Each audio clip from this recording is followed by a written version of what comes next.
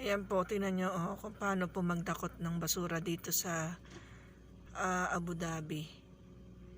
Ayan po, tingnan nyo, inaangat niya. Ayan, sige. Sige. Sige, angat. Na siya. Angat pa more. Angat pa more, ang galing. Yung mga yung mga malalaking basura. Ay, mga kahoy. Mga sirang bangko, sirang lamesa, kung anong mga dyan. Anong mga sira-sira. Ayan po. Tapos ilalagay niya rin. Kaya pala sabi ko kakaiba to. Oo, ayan. Shout out po sa mga basurero sa Pilipinas. Ganun po ka-high-tech dito sa UAE. Deng, deng. Oh, eng. Off.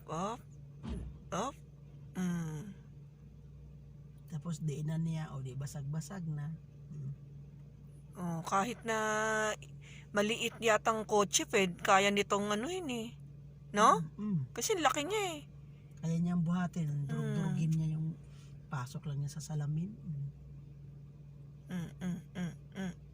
Ayun na. Ayan na. Ay.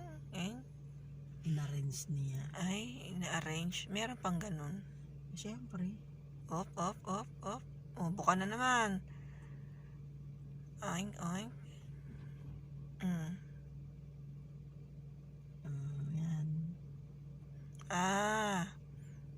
Tapos aalis na siguro siya.